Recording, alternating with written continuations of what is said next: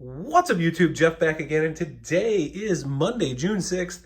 Apple just announced iOS 16 at their WWDC Developers Conference, and I thought now would be a good time to remind you of all the amazing features that are in Samsung's One UI 4.1 based on Android 12 that you still can't get on your iPhone in iOS 16. Before I do that, I want to remind you guys of a couple things. We have our giveaway open for the month of June. I'll drop the link in the description if you want to check it out. Also, my newsletter to get the icon packs, wallpapers, etc. I am working on some issues, ironing them out. People didn't receive them, but if you want to subscribe, I'll drop that below. And there's also some great deals running on the Galaxy Watch 4 and S22 Ultra, which I'll drop below as well. As usual, got a little Google Keep document. Let's talk about these features that are in One UI that do not appear in iOS 16. Now, Apple tried to copy some Android features, including lock screen widgets, but one thing they still didn't add in iOS 16 is true multitasking. Now, they do have some multitasking on the iPad, but when it comes to the iPhone, you really don't have any kind of multitasking. On your Samsung device, however, you can multitask in multiple ways. You can swipe through, find your recent apps. You can tap on one of these icons, just like I did there with the Google Keep Notes, to get a pop-up view window, just like this, and it groups all of your pop-up windows very nicely. You guys can see I have both of those right there. You can do this, you can close it, go back, and then you can also do split screen view and choose any other app that you want here. For instance, like Twitter, and I can swipe that away. When I go back, you can see I still have right there both of my apps that are still in the split screen view as I'm going through inside of my recent apps menu. This is true multitasking. Not only can you get the pop-up window so that if you're browsing the internet, you can come back. If you're browsing your Gmail, you're looking at some apps on the Play Store, you can look at your list, do some calculations with your calculator, but you can also do split screen view, and on a huge phone like the S22 Ultra, this is a huge deal. Now, Apple's iPhone 14 Pro Max is going to be huge as well, and so it would be nice to have this multitasking on such a large phone. The next thing is the always-on display, and I've talked about this numerous times. If you go into your display settings, one of the best features on the Galaxy S22 Ultra is the lock screen and the always-on display features. The always-on display feature can not only be scheduled to come on anytime you want, but you can have amazing clock styles. Like, for instance, I have an image of my son on my always-on display at all times. You can change the color, you can theme it with the colors that are on your wallpaper and in your quick tiles to match it. You guys can see my always-on display right here. You also get your fingerprint sensor icon, the time and the date, the battery percentage, and of course, when my notifications come in, they're gonna pop up right here. You can also add some extra customization to the lock screen if you have Samsung's Good Lock module and you install the lock screen module. So if you go into Good Lock here, I'll show you guys really quick, Lock Star, which is right there at the top, you can do extra things on the lock screen and the always-on display. And Apple is rumored to bring some basic always-on display functionality to the iPhone 14 models, but we did not hear about that today in iOS 16, so we don't know that that's going to be a feature of the iOS 16 in general, but maybe just a device-specific feature.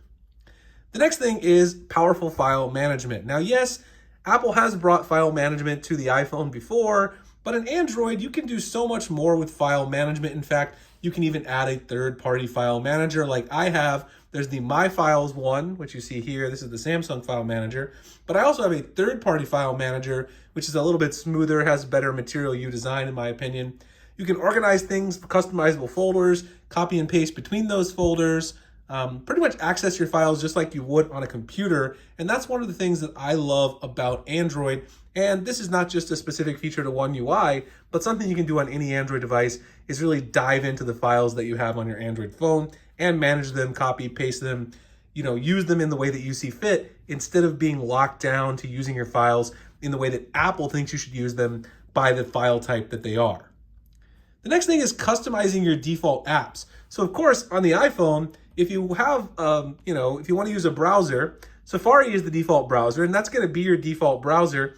And for instance, lots of other apps, you can change all of those customizable apps, not just some of them, in Android by just going down to the apps menu, and there's a default menu right here.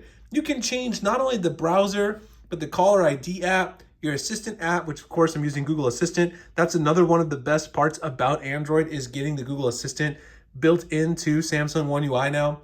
You can change the home app, which is the launcher, the phone app, your SMS app, and the app that you use for opening links, and your default app for your work profile. Now, Apple doesn't allow this level of customizability because they want you to be locked in to the Apple ecosystem. So they want to have most of their apps be the default and then not give you too much wiggle room to change those defaults. They've come around more in recent years, but they still don't have this kind of flexibility that you get in Android. And of course, the last one is just overall customizability. And this list is a mile long. I really could have listed more things. Icon packs, there are icon packs in iOS, but you got to change the icons manually. It takes forever. You can't just install an icon pack. You can do that easily on your Samsung device by just installing GoodLock, go into the theme park module, install theme park, and you can add an icon pack like I have right here. I'm using Vera Icon Pack, which is a beautiful icon pack. I hit one button and all my icons are changed. Third-party widgets, there's so many more third-party widgets on Android, and even though Apple has tried to add more widgets and now adding them to the lock screen, on Android you can get beautiful customizable widgets that display pretty much anything you want.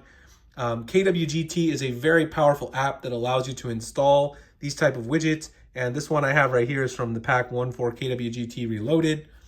Launchers, if you don't like the Samsung launcher, I like it personally, but you can install Nova Launcher, you can install Action Launcher, Niagara Launcher to make your home screen basically look however you want with your app icons. You can rearrange your app icons wherever you want. I could put my studio icon up there if I wanted. It doesn't really look too good, and I'm kind of OCD, so I'm not going to do that. But on iOS, you have to have everything in a perfect grid. It has to be specifically where Apple says it has to be, and you don't have to worry about that on your Android device. So at the end of the day, customization, there's no doubt Android is still in the lead. The app drawer is the superior way to organize apps over having all these different screens. Yes, you can create folders, but it doesn't look as good. I'm not willing to debate on that fact. Although if you want to debate, you can debate me in the comments. Anyway, I hope you guys enjoyed the video.